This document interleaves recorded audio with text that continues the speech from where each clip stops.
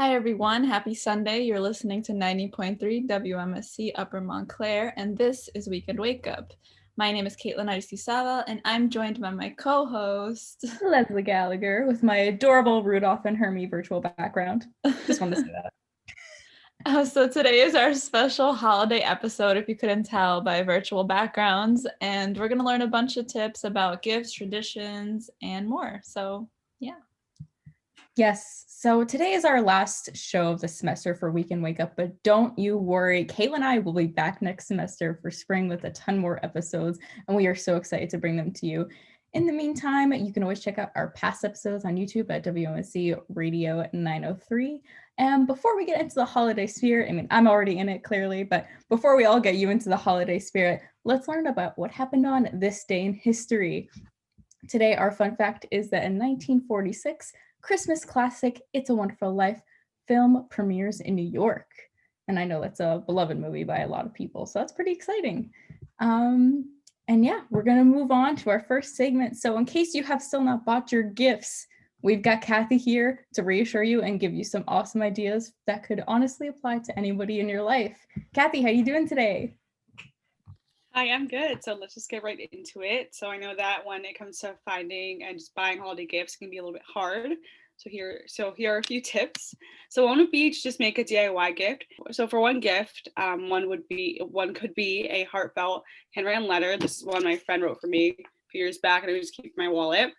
Another is a painting of something that someone may love. For example, my sister, she painted this for me last Christmas. It's just a little picture of Buttercup from the Powerpuff Girls, which I love, and I keep it up on my wall. So I know that I'll definitely be expecting one or a painting like this year. Or honestly, or even just a framed photo. I think those are really sweet, and it's something that someone doesn't really think about. And so you're like, oh, like here's a gift, and it's a framed photo of like you two, or just a favorite memory or something. I think is really awesome.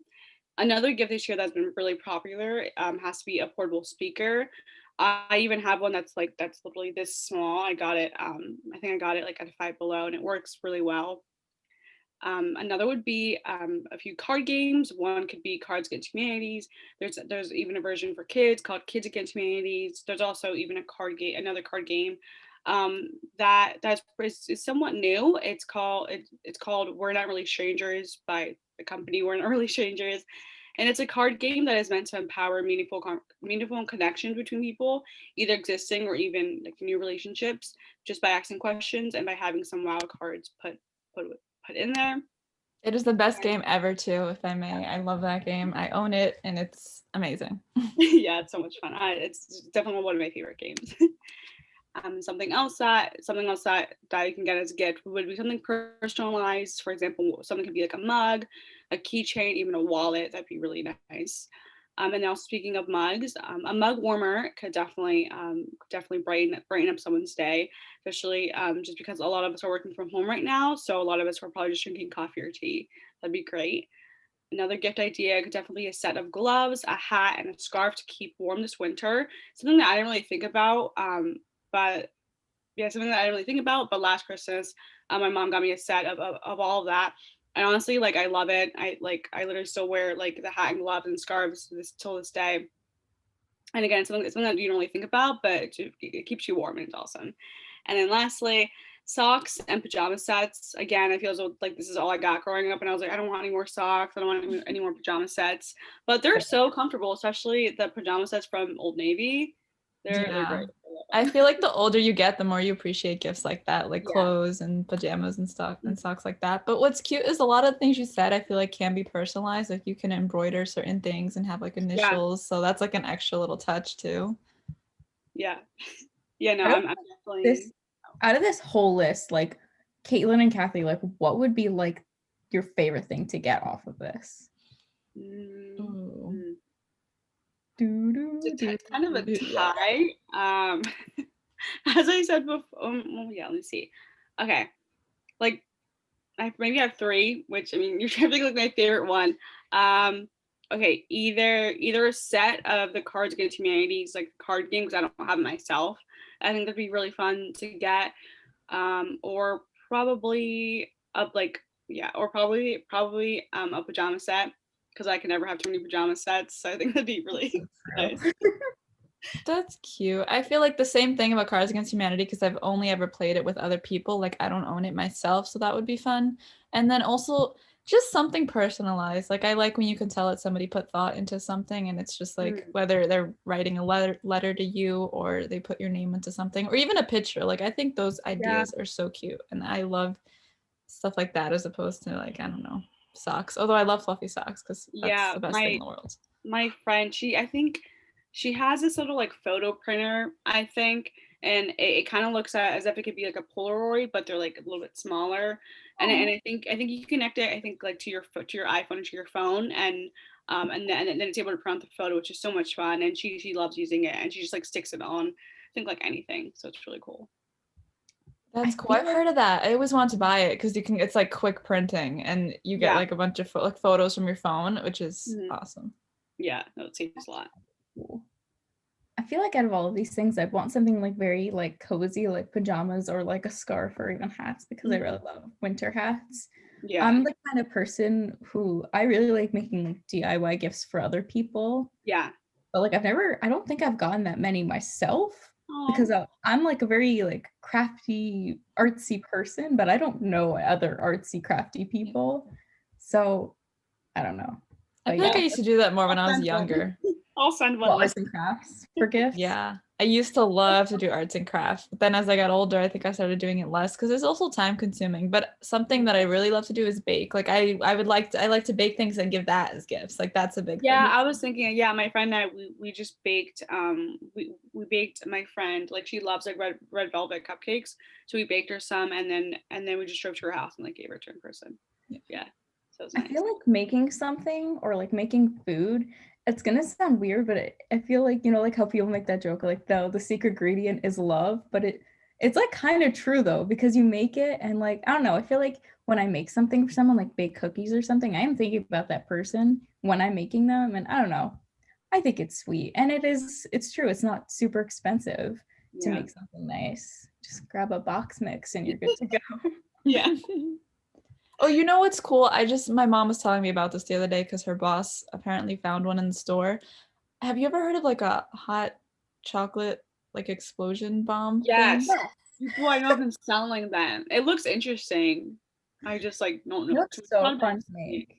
Yeah, I never had one before, but she said that you basically throw it in like milk or water and then it explodes for the hot chocolate, but there's also like marshmallows in it, and I was just really amazed. Like I want to see that. But I want marshmallows and like peppermint candy cane. I want all of that. Oh, that sounds good. That sounds good. Well, anyway, thank you, Kathy, for all of the great ideas.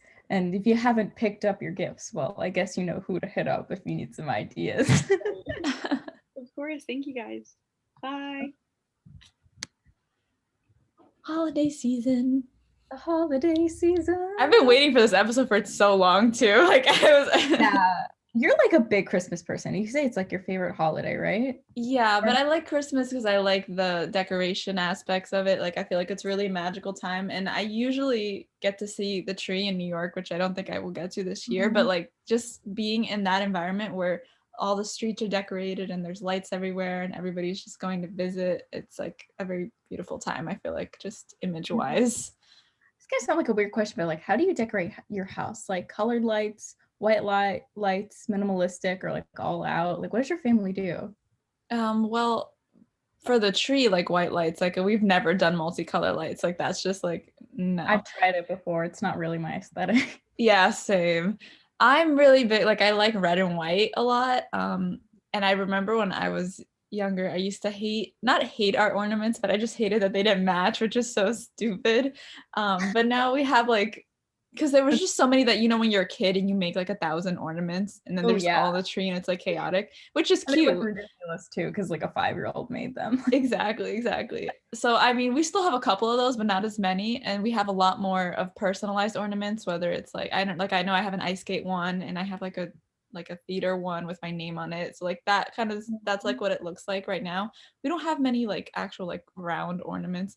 My mom can't find them. I don't know where they are. We had them last year, but anyway. And we have yeah, we have a fake tree, so we used to have real trees in the past, but they're like too much work. So we've had a fake tree for the past like maybe 4 or 5 years. Yeah. So Yeah, same here. We have a fake tree. And a couple years ago we also use white lights for the tree, and we use some holographic tinsel. That's probably my favorite part about our tree. It's very fancy. Whoa, holographic. Yeah, it's literally like you gotta send me a picture of that. I have to. It's holographic. It's so pretty when you walk by it because you can see all like the shiftiness and rainbows. It's so great. And then we have like mostly like blue, silver, and white ornaments that we got from a set a few years ago. And I think we have like a few ones from like Disney too, like the little Mickey Mouse ear ones, the ones that are like kind of fancy they have in their shops at that time of year. We have a few of those from when we visited when I was a kid. We also had some personal ones, but honestly I have no idea where they went. They're like in a box in the garage somewhere. That's cute. I like that you said you have like blue and like silver ornaments, because I feel like a lot of my house right now is red. Like my mom has red pillows out and like a red runner thing on the coffee table, and the stockings are red and all that. It's so funny. Like our family really likes the color blue, especially my mom. So like when we were kids, we had like a more multicolored tree, like multicolored lights and all different kinds of ornaments. And then at some point we like moved and we just like started our tree over and we're like, we're gonna do blue. And we just like do that for like the past 5 years or so. See, it's that's definitely so pretty. Cool. Yeah, it's fun to change it up once in a while. Yeah, you know, you gotta change up the tradition, add a little spice, you know, I don't know. It's just spice and everything nice. Speaking of nice, we've got Eyza here to give some holiday history. And I said nice because Eyza's so nice and sweet. And why wouldn't you want that for the holidays? Oh, I appreciate it. Well, as it turns out, I have a magical background today because my shirt seemed to absorb it, and it seems that my face is too. Oh dear. Oh dear. Yeah, I'm not sure why is that happening now, but it seems as first, yeah, I think it'll stay the same, I hope. Is that like a Winter Wonderland scene? I would say, yeah, if I cover myself completely, you could see. But yeah, it's a wonderful winter wonderland because I love the natural aspect of winter, and I feel the cultural aspect and like the little things like gathering with family, having food, preparing nice things, having the tree and just the decorations. It's so beautiful, but it's also the natural aspect that is also like magical. So yeah, I would say I like the combination of all of that. Today, first, I must say I'm really excited for today's segment because it's the holiday season and it's honestly one of the most wonderful times of the year. I could completely agree. And I'm excited because today I want to talk about some famous traditions, but also share my own cultural traditions and what we do, because it's very interesting. We all seem to have these certain rituals we do at a certain time, but sometimes some are very personal and like some families prefer something over the other, but there are these collective things that we do and believe, and we might have forgotten why we originally do them or where did they originally come from. So before I begin, I want to ask, do you guys feel like there are any unique traditions you guys do with your family, or anything particular that you feel has some sort of significance for you guys, not on a mass scale, but something more personal? I feel like, I don't know, maybe we were just talking about decorating, but the first thing that comes to mind is like, usually the weekend after Thanksgiving, my family will all get together and we put on Christmas music and we decorate the tree, and we pretty much do that every year. I feel like that's the only like big thing I can think of, but on the actual day, I don't know. I guess, you know, you open presents on the day of Christmas. That's what we do. You have a nice breakfast. You make everyone wait to open their presents. You have a nice breakfast, then you open presents. And then, I don't know, go to grandma's house and have a good day. That's what we usually do. I don't know if that's a tradition, but that's normally what we do. Is like, yeah, I mean, that's what you do though, so that's good. I was gonna say that I can't think of any traditions, but then I remembered last Christmas Eve, I was with my father, and that side of my family is Colombian, and I never had Christmas with them before. So we went to, I don't even know whose house we were at, but we were at somebody's house, some family member's house, and it was just different than any other Christmas Eve I spent with my dad, because they had like the entire family there, and they do this thing, they pray like at midnight, and I was like, whoa. And I mean, I've gone to midnight mass with my mom. I don't know, it was just a really interesting experience. I'm trying to think what else happened.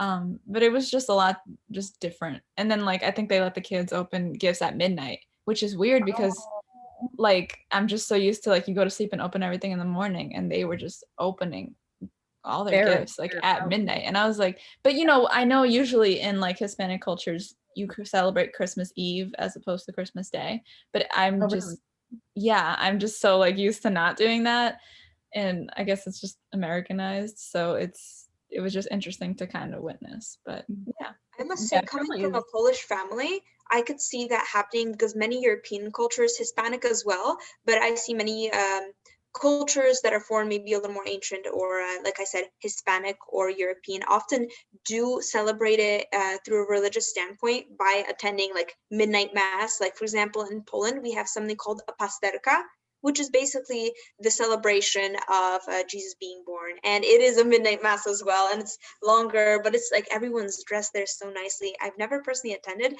but I was told many times like it's beautiful and just wonderful, amazing. But I'll get more onto that in a bit. Oh dear. Oh dear, I just want to make sure everything will be well.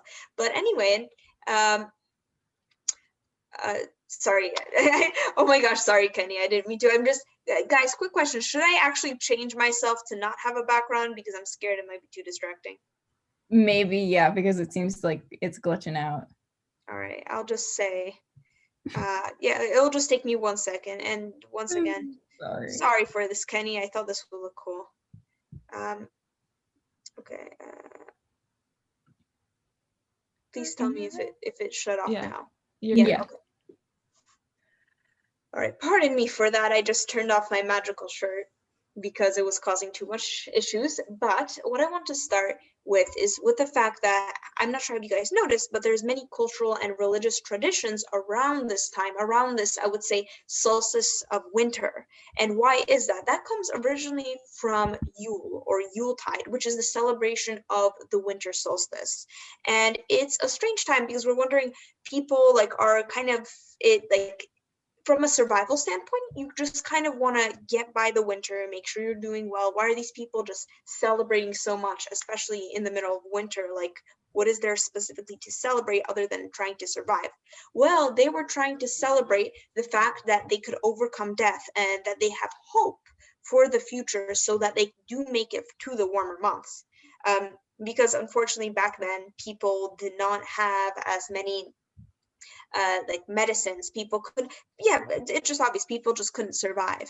And Yule was just the celebration of the conquering of death, the conquering of these dark, dreary, cold times. And no matter how harsh they are, we will still persist as people. We will still push through. So it's basically the celebration of survival through winter, and also honoring the cold nature and the cold natural aspect and the world around you. Because after all, back then people had this like a deeper understanding, like a belief that we lived in a symbiosis with the earth, and if we weren't as good people or we didn't work as well with it or live as righteously on it, the earth could sometimes like bite back.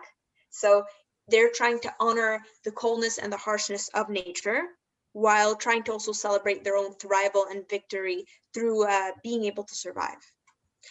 So yeah, it's a little deep, but that's why many of our celebrations are in the winter, whether it's Hanukkah, religiously speaking, or even Christmas. They all kind of stemmed from this original, I would say, Anglo-Saxon belief and celebration.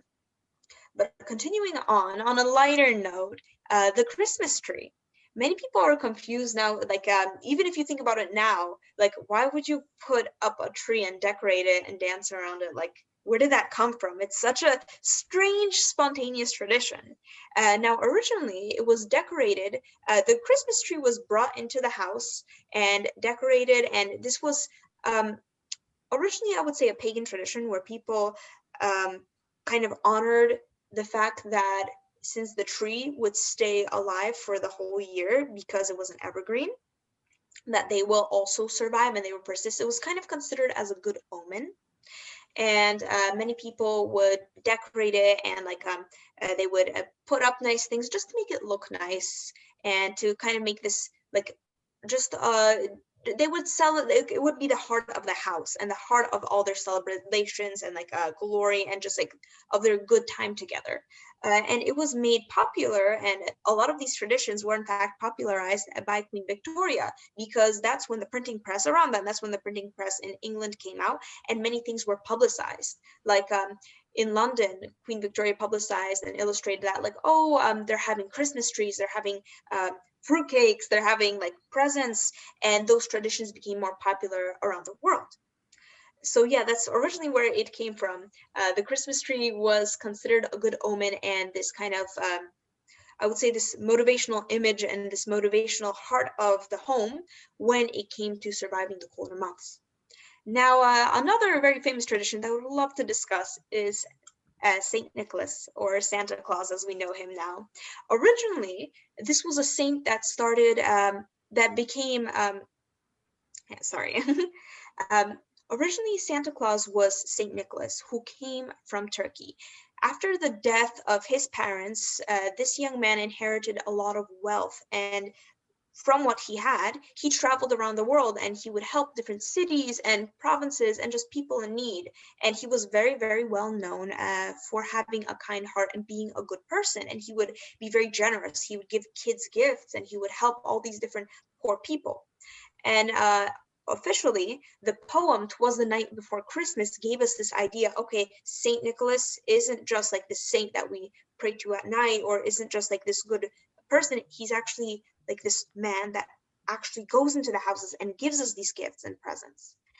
But officially, in 1933, Coca-Cola publicized and marketed this idea of Santa wearing a red suit and having a big bag of toys and just being this like jolly man, to further popularize their Coca-Cola drink. So, and it actually worked really well. And nowadays we know Saint Nicholas is this man who wears red and who gives us gifts, and it's very interesting. That's funny. I didn't know it came from like Coca-Cola advertising. That's funny. I wonder how they thought of that. Feels weird. Yeah, I guess it was just a lot of these traditions did come from Europe, and they were passed into America when people traveled to America. And it was just like this accumulation of having these ideas that like, oh, there's this like good spirit that passes around presents, or kids get presents from this magical entity. And Coca-Cola wanted to utilize this during the winter, especially with us as immigrants to America being this huge melting pot, and they just kind of created this one universal image of Santa Claus. But yeah, the last but not least thing what I wanted to share, other than these kind of bigger, more popular things and these popular traditions, is my own personal traditions, because I'm Polish and my family has a lot of interesting traditions that I would say everyone has a different tradition, like we just shared a moment ago. And I want to tell you guys why we do certain things. Like, for example, before we have our evening meal for Christmas Eve, we have something called an opłatek, which is like a little wafer, like a little white or sometimes pink wafer. And you'd go around to each person and you would take a little bit of their wafer and they will give a little bit of your wafer, and you would share good wishes and intentions. And what that basically does is you tell them, like, you wish them all the best for the coming year and all your successes to come true, kind of like almost like giving birthday wishes, and they give you the same in return. And when you break off a little bit of each other, you mean that you as if are in peace and thank them for their intentions, and they do the same for you. And it's like it's like a little tradition, but it's very symbolical and really empowers the family. Next, for Christmas Eve, we have 12 dishes. Not big dishes, they're like little small appetizers, and it's a lot of fish. It's like herring, carp, pickled cabbage, dumplings, pierogi, beet soup, literally even noodles with mushrooms and cabbage, a lot of different kinds of fish, a lot of these like little things, and it's to symbolize the 12 days till Christmas. Wow. And the 12 it's kind of to symbolize the, yeah, like I said, the 12 days till Christmas. And these are little, maybe strange dishes, but for the Polish culture and for me in particular, they're really good. Like, kids grow up on this. Like, we love herring, we love carp, fish. And also another very interesting tradition, you don't buy a carp at the store. No, you buy an actual live carp and you keep it in your bathtub for about a No. week or two, and you feed it, and then that's when you kind of kill it and You're prepare and kidding. season it. I am serious. When I remember my grandfather on Skype, he would say, like when we were young, he said, "Oh, I have a pet for Christmas." We're like, "Oh, really?" And he brings a whole live carp and he shows us. We're like, "Wow, do you have a live fish?" And people, yeah, keep it in their bathtub. How do they take a shower? I don't know, but many people in Poland do this, and this is a very, very interesting tradition.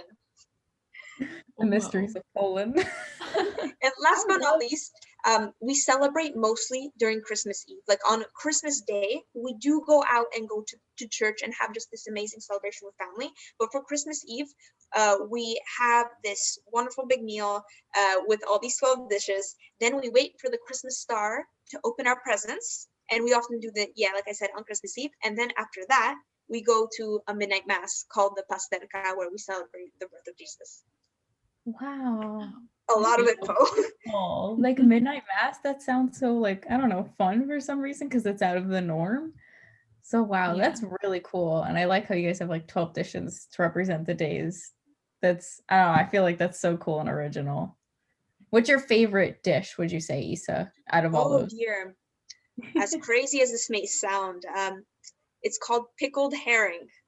And Okay. in Polish it's called śledzie, and it's a fish. And it's seasoned with like it has like vinegar, lemon, all these different like spices in it. And it, like, to many Americans, people might think like, oh, well, what is this? Why do you like this? But it tastes really good, number one, because I grew up on these foods. Like for me, pickled cabbage or boiled cabbage with mushrooms, a lot of fish dishes, noodles with mushrooms, and pierogi are something that I really like. And it's kind of almost like a comfort food. So my favorite dish would have to be pickled herring. And I'm trying to get my mom to make like 3 different kinds of herring because I love fish so much. Boy. Oh, that sounds amazing. Oh, I wish her luck on that. That sounds hard, but you know what? I'm sure she'll do great. Oh, yeah, me too. I hope so. Well, thank you, Isa, for sharing all that. I love learning about your Polish traditions. It was so, I don't know, it's enlightening. I had fun. So thank you. Oh, thank you so much, to guys too. Yeah, and happy holidays. Have fun and enjoy all your individual traditions. Speaking of traditions, we have Josh Tirado back here in our virtual studio yet again for this holiday episode in his beautifully ugly sweater. Oh, hello. Thank you. Thank you very much, Leslie, for that introduction. Yes. Of course. Here's my sweater. You know, I got this the other day because it features one of my favorite video games. So, you know, me nerding out. You should I show it just off. Oh, yeah, I should. Look, there's a giant gear. The game is called Gears of War, but like this is the symbol of the game. But then also the sweater I like, there's a lot of snowflakes on it. It's very red. I like the color red for Christmas. It's a beautiful color for the holidays. My tree, I know we were talking about trees earlier, is red and gold. That's my family's kind of color that we choose to go with. That sounds But sorry. it is. It features a bunch of Disney ornaments too. And the tree topper is Baymax himself wrapped around in Christmas lights. That has to be the best part, just the Disney aspect. I love that. Yeah. It's a little bit of our family tradition, getting a new ornament each year. Oh, that's so cute. I just bought Snoopy ornaments. Like I found them in the store and I just had to buy them. It's just 2, but they're so cute. You had to buy it. You had to. You had to. Emphasis. You can't turn down Snoopy ornaments. But today I'm here to talk to you guys about one of my favorite Christmas traditions that's gained a lot of popularity in recent years. And that is, if you didn't guess it by my sweater, ugly Christmas sweaters. Now, how do you guys feel about ugly Christmas sweaters? Because I love them. I think they're adorable. I don't own one, but wow. I would really, really, really love to because I think they're cute. I like the spirit of them. You don't own any, Leslie? No, I really don't. I don't know why. I just don't have any like Christmas clothing. And I honestly don't know why. I just never thought to get any. I don't know. There's these ones. That's interesting. There's at the place that I work, there's like a couple of like there's like this display of like really ugly cardigans. There's like one with like it's like pink and it's like flamingos and they're saying some silly phrase like from Christmas, and I feel like I just need it for some reason, you know. Like I just need to have it. You know my vibe, Josh. Yeah, I know. I got That's up a to good get my vibe. sweaters. Oh, you're back. I got up to get. sure. You can't even. This one says, they're kind of cute though. I don't think they're ugly. I think they're cute. This one says Merry Xmas, and it has like a little. I don't know what that is. And then this one's a cat. I love cats. Oh my god! You can't even because it's green. You can't see it because of the virtual background, but it has like a striped sleeves and yeah. I mean they're cute. Those are the only two I have, so I don't have that many. But I think as long as you have like a couple, maybe one or two good ugly Christmas sweaters, you're set. But where do these sweaters come from? And that's what I'm going to tell you guys about. So the ugly Christmas sweater first came to be in around the 1950s, and they were called something. Listen to this name. I kind of like it.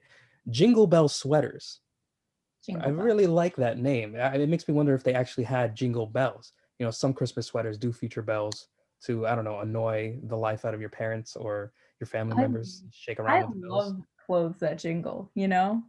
Yeah, well, then you'd love Jingle Bell sweaters. I would. You would. So it was classic crooners like Val Doonican and Andy Williams who wore them on live TV performances that kind of gained it popularity, right? But it wasn't until the 80s where they became more mainstream. They were featured in National Lampoon's Christmas Vacation, where the character Chevy Chase wore one with, you know, the classic pattern and the snowflakes. And it got a lot of popularity for those goofy dads out there who were just like, oh, I'm going to wear a Christmas sweater. You know the ones. Oh, That's yeah. the kind of energy I aspire to channel as well. But that popularity didn't last.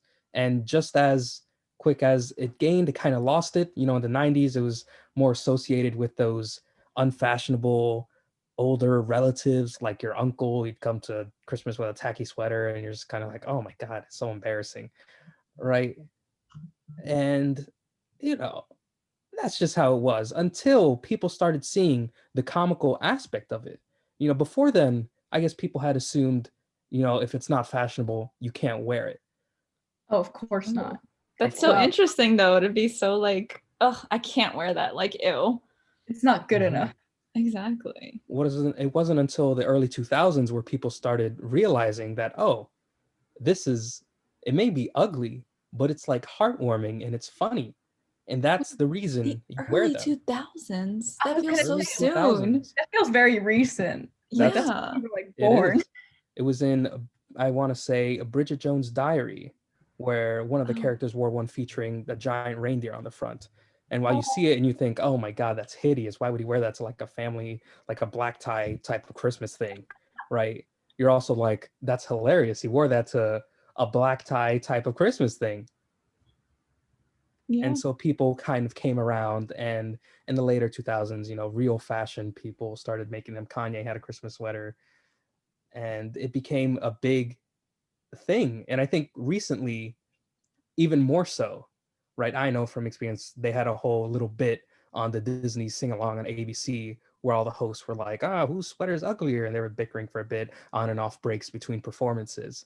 But I think the ugly Christmas sweater is a prime example of that modern tradition. Yeah, definitely. Especially because it was so recent. Like I can't believe that. But I like people say ugly Christmas sweaters and I think they're cute. I know, I think Like they're cute the too. But that's just uglier, the what they call cuter. them.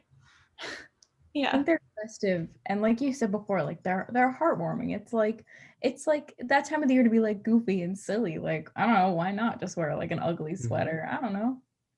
They're It's body warming too. I might be body sweating a warming. little bit. Whew. Yeah, I mean they're perfect for the winter. There you go. You got a whole combination.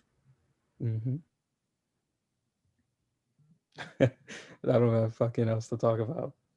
Sorry, Yeah. Kenny, you're gonna have to edit I'm that. sorry, like my brain is so dead right now that I'm like respond. I don't know why I can't think. Like I'm gonna just have no thoughts in my brain. I'm having like winter break brain fog. Like To I'm break brain. And my Yeah. mom started talking to me, and I literally missed everything you said in the beginning. I'm sorry because my mom wouldn't stop talking. Wow, mom. But you know, this is only one of the Christmas sweaters I feature. I have a couple still in my closet. I have a Star Wars one as well. One general Christmas one. It's like black and wait, red. you It have a has, Star Wars one? of course, I have a Star Wars What does one. it look like? It's blue, Blue. and Okay. it has Hoth, Sweet Hoth on it, because Hoth is one of the snow planets. And it's That's so like Home cute. Sweet Home.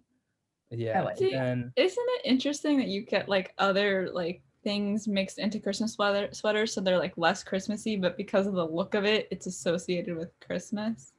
yeah, I think that's an interesting thing about Christmas, that there's so much like by proxy it's associated with Christmas, even though it doesn't have direct Christmas elements. Because you think about the sweater I just mentioned, all it has is really snow on it and like kind of an embroidered pattern, right? That doesn't necessarily say Christmas just straight up, but because it's been so heavily associated with Christmas sweaters and that type of pattern is seen on winter clothing as well as Christmas clothing, it just kind of gets lumped in that category together. yeah, and I mean, to make it all businessy, I mean, companies are probably like making those sweaters for like their shows and movies as like a marketing thing. It's Well, like, of oh, it's an ugly course. Christmas sweater, people will buy it. But at the same time, I don't know, I think it's kind of cool to mix some of your favorite things like Star Wars on your ugly Christmas sweater. I think that's cute. Forget that it's a marketing scheme. It's adorable. Oh, of course. I mean, I bought it anyway, you know? Do you have like a favorite sweater of yours out of all the Ooh, ones you I got? mean, the one I'm wearing right now, it's the most recent, so it has my most attention. I'm like, oh my God, look at it. Ooh, it's all red and snowflakes. And when I got it, I was like, oh, look, there's a Brumac on it. There's a giant monster somewhere, like in one of the patterns. Oh, Um, I wonder if it's on one of my arms. Yeah, it's kind of, I don't know if you won't be able to see it. I gotta get close to the thing. oh, there we go. Yeah. Where my finger is. Where's my finger? Disappearing in your background. I know the Klaus background is kind of interrupting. But there's this one. I have another one in there that has like a fake cardigan built into it. So it's like a sweater and has like little buttons, but the buttons serve no practical purpose. Oh, my favorite kind of buttons. Ah, yes. And then the no That's practical. You don't have to worry about losing them. That's the best part. That's true. I guess they won't. If they fall off, it's okay. You never needed them. Yeah. Sew them back on. I And it think an also ugly like, Christmas sweater with pockets would be cool. oh, yeah, for sure. Why not? You need pockets anyways. Might as well just add them to your ugly Mhm. Christmas sweater, even if you're only wearing it once a year. Yeah, I wonder why they stop at the ugly Christmas sweater, right? We can have ugly Christmas everything, honestly. Ugly Ugly Christmas dress. pants, ugly Christmas dress, ugly Christmas hat, ugly Christmas tree. Wait, would these ugly Christmas things that are other articles of clothing, would they also be a sweater material? Like your Hmm. ugly sweater pants? No, that you can't make pants of sweater material. What? Why not? How? Oh, you say that now. Is the season. Anything's possible. Okay. Ugly Christmas shoes, socks, little Shoes? sweater socks. Oh, ugly Christmas socks. That sounds I would wear amazing. that sounds adorable. I love socks, like with all different designs, like especially fluffy socks. But oh my god, the only Christmas socks I have are just red. So You gotta get some fuzzy socks. You know what's funny is I have like some, I got for Christmas last year some red socks with white polka dots. They're fuzzy and they're MSU socks. They actually have MSU logo on the side of them. Oh, well, look at that. Marketing. Very fancy. I think we might be onto a real idea here. Ugly Christmas everything. Yeah, let's just like start a brand. Let's go for you Honestly, guys. And it might be a multi-million idea. We're patenting it. We're copywriting it here, listeners. Sorry. how would we get it running though throughout the year? Like this might not be a good idea. We could do just start an ugly holiday brand. And then we do like ugly Easter sweaters. Ugly Easter polos. that would be so cool, though. I feel like people would be into it, especially this day and age. People would be into that. Ugly 4th of July fireworks. How do you make fireworks ugly? I don't know. Just when they explode, it's just a weird design. What? Seems fun to make. Yeah. Well, anyways, Josh, we're coming on and turning the conversation super weird and off track. I really appreciate it. Wow, super weird. I'm offended. It took a weird turn, but I liked it. But it was All I take are weird entertaining. turns. That's all that matters. If it takes an ugly turn, that's why I'm here. Oh, an ugly turn. Wow. Anyways, thank you, Josh. Oh, no problem. But anyway, we have Kenny here for some entertainment, fun stuff. Yay. Hi! As you can see, Smiley's my favorite. Buddy the Elf. Oh, Smiling's my favorite. I love this is my favorite movie in the world. If you Yeah. didn't know, my ultimate. Is it really?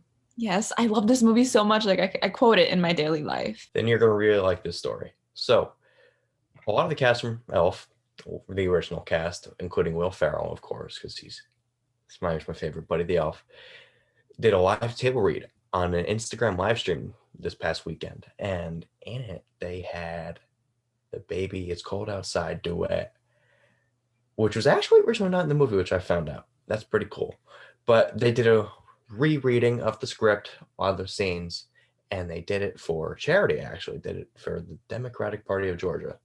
If they did to raise money for that, they actually got over $400,000. Wow. And Caitlin, as I just found out, favorite movie.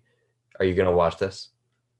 Okay, so I heard about this and I was so tempted to pick. I think you have to just donate and then you get to sit in on like the table reading or something like that. I'm not even sure because I didn't read the whole article, but I read some headline and I was so tempted to pay for it because I really wanted to see it and then I didn't. So I would totally watch this. And I can't believe they recreated the duet because that I didn't know. And now I'm just really excited. I need to find it. Yeah, that sounds so cute. I want to watch it too. We'll make that a part of our movie watch party. Exactly. Yeah, we're going to have a little watch party. I love that. Yeah, we're compiling a list of movies to watch, me and Caitlin. That's funny. What other kind of movies are going to be there? What are your favorite holiday movies? Oh, I think the idea was because of holiday movies, because we were talking about Christmas movies, and then we were like, we have to watch this. And what was your favorite? I can't even remember the name. The Year Without a Santa Claus, because Caitlin has never seen it, and I need to show. Really?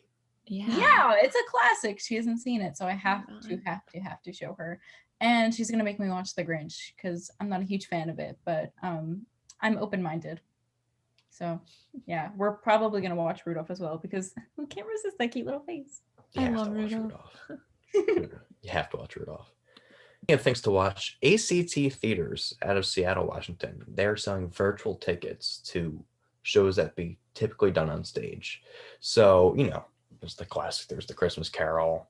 But they've also got some other things such as Scott Shoemaker's War on Christmas and the Dina Martina Christmas Show.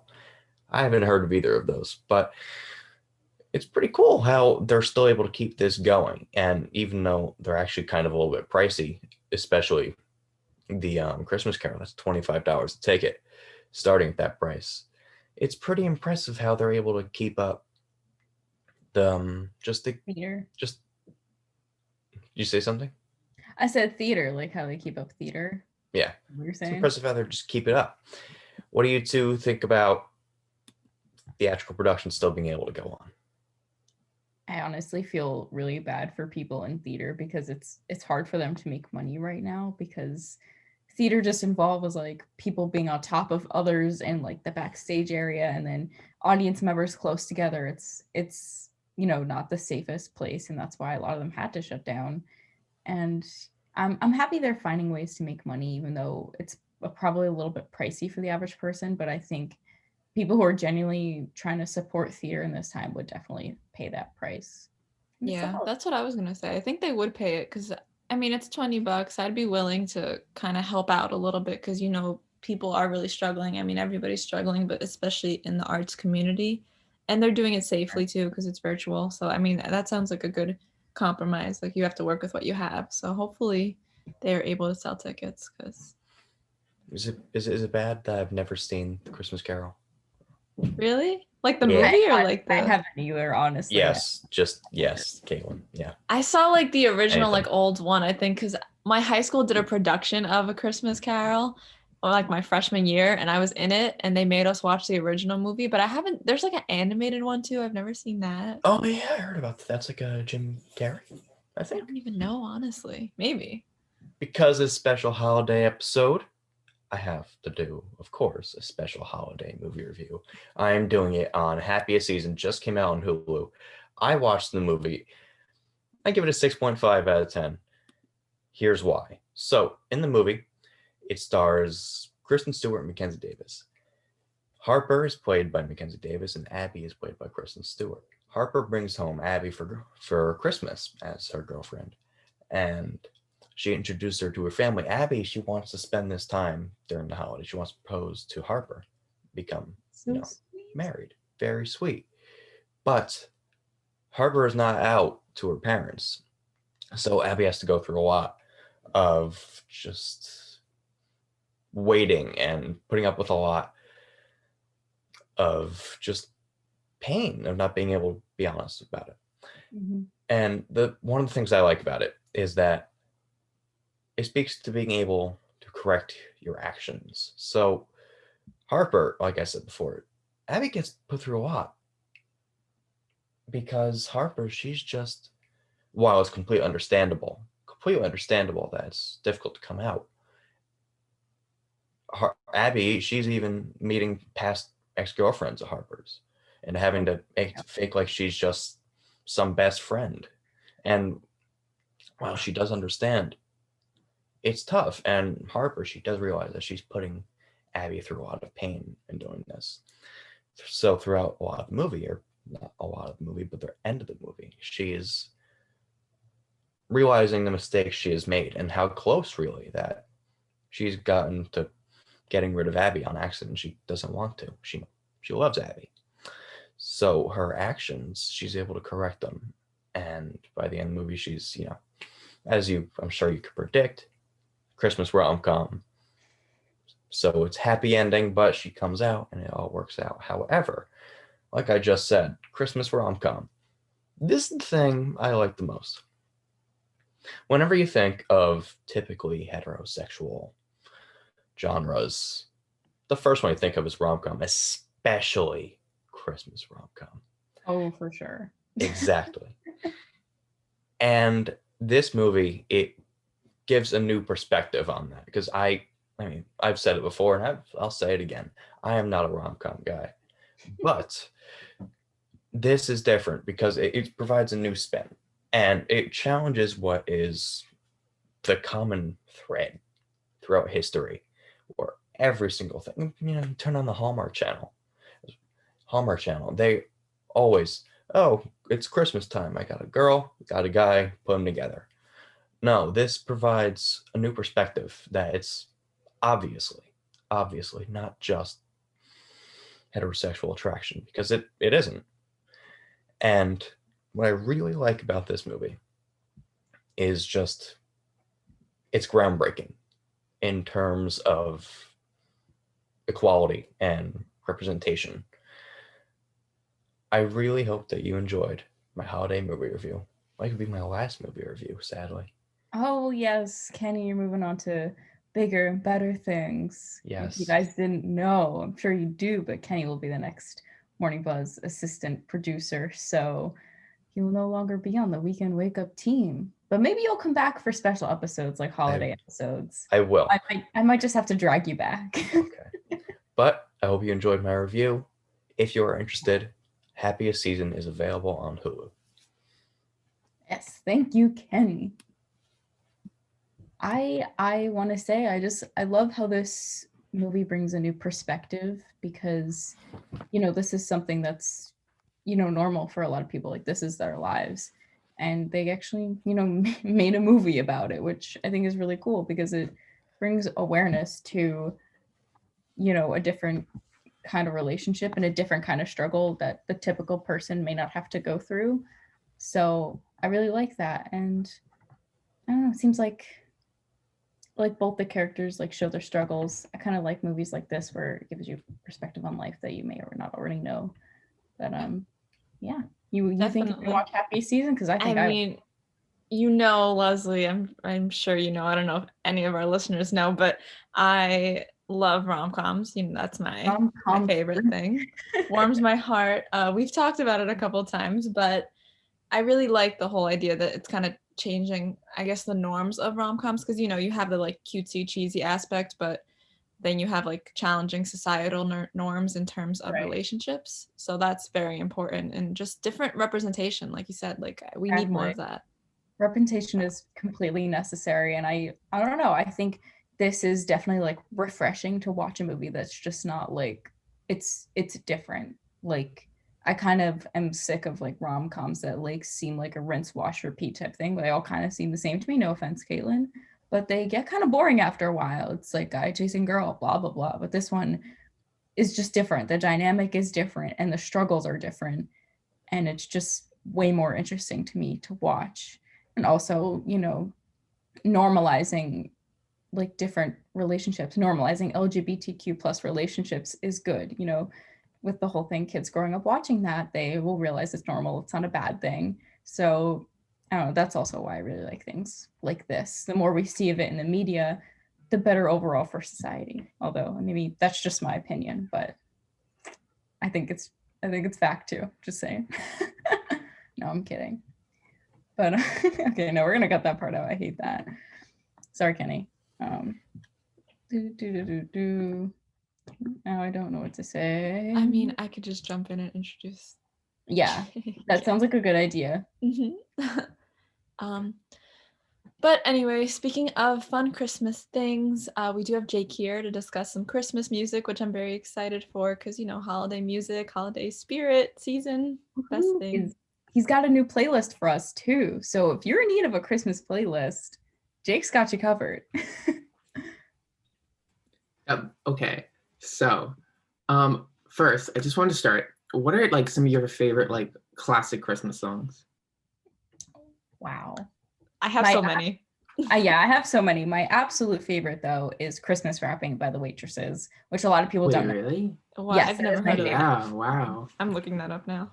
It's great. It basically it's like tells the story of this. Oh my god, we were literally just talking about rom-coms and like a guy chasing a girl, but that's literally what this song's about. But it's like the beginning of the song is all humbuggy and sad, and then at the end it's like really happy. I don't know. Yeah, it does sound like a rom-com. Wow. Well, it's a really good song.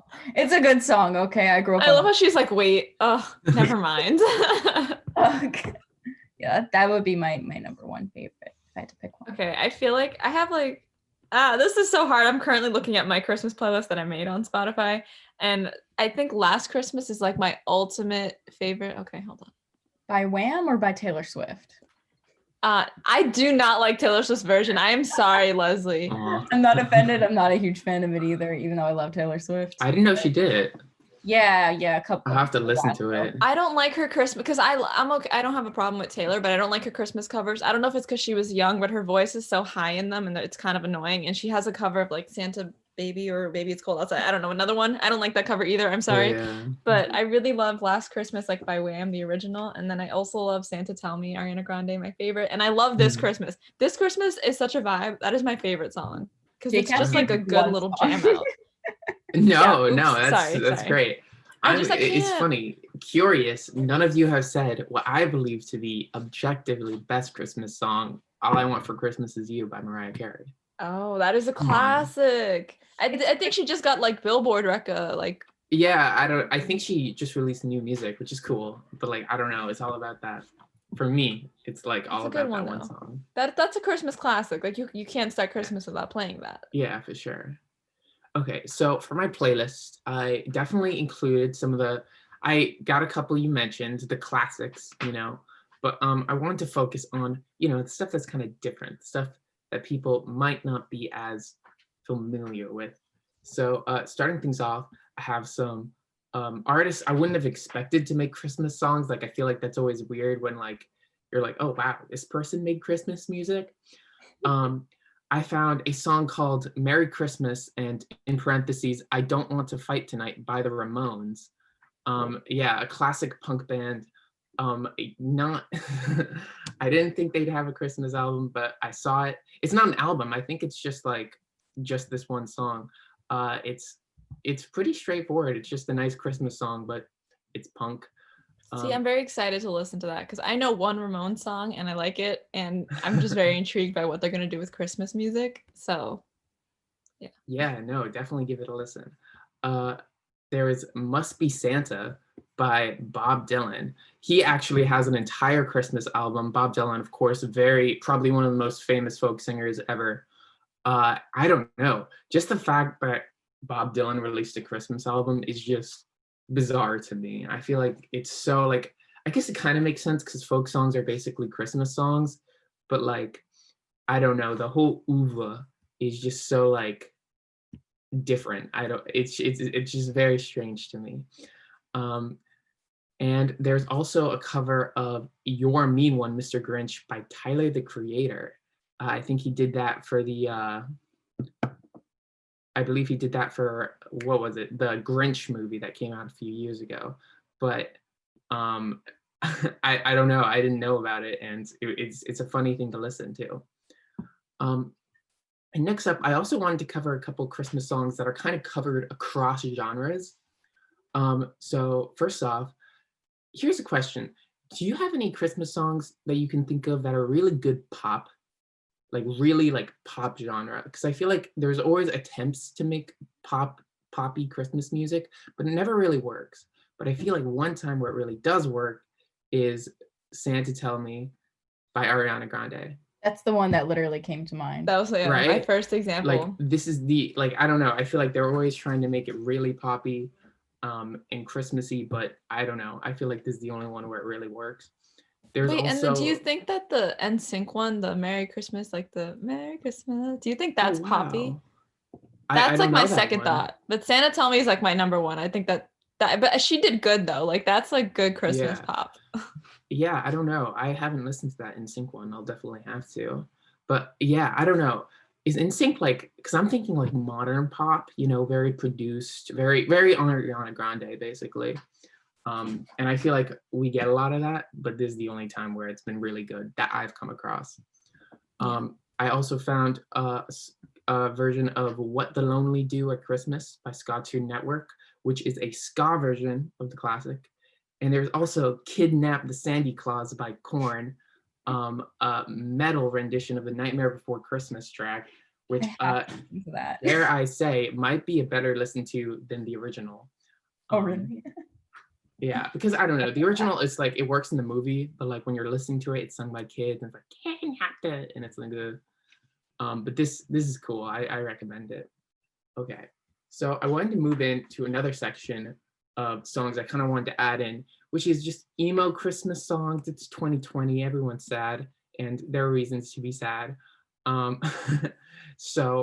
it's funny because we've been kind of seeing some recent releases out here kind of reflect that. Like we had a whole EP from Phoebe Bridgers, If We Make It Through December, with some really haunting but beautiful Christmas songs. A song called Christmas Song, and If We Make It Through December, just really nice piano. She's such a good songwriter, so definitely check these out.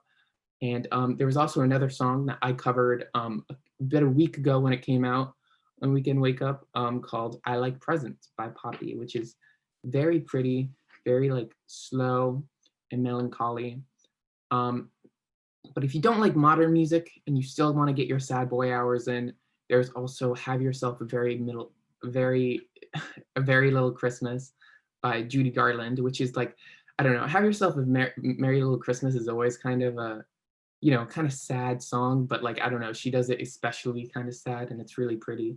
There's also a song I found called The Little Boy That Santa Claus Forgot by Nat King Cole. And I don't know, I kind of found this song kind of funny. I don't know. I don't know if I'm just an awful person, but like, it's kind of silly, but either way, it's really pretty, and I highly recommend it. But you know what? Maybe you're not sad this Christmas. Maybe you're not. It's not sadness, but it's anger. You hate this holiday. You hate everything about it, and in that case, you're just a full-on Grinch. In that case, I have a couple good options for you. There is a recent release, 100 Gex, a personal favorite of mine, with Sympathy for the Grinch, which is telling the story of getting mad at Santa and stealing his bag and just running off. Just really cool hyper pop, just absolute fun time. There is You'll Shoot Your Eye Out by Fall Out Boy, which is just Yule? Yeah, like Yule tidings, You'll Shoot Your Eye Out. That's so funny. Yeah, this song is like, so it's funny because it's a nice like warm acoustic song, but the lyrics are so aggressive and cruel, and it's just it's incredible, and I love it.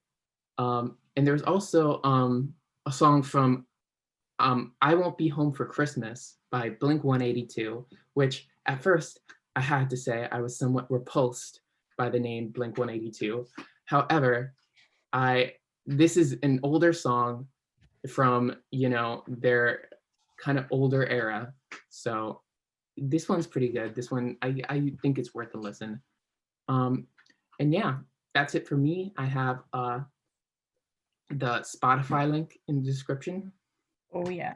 Yeah. Make sure you guys Give these check songs out a listen. the playlist. Thank you, Jake. I always love getting your playlist because then it gives me something new to listen to. Makes me branch out of my, Taylor Swift ways.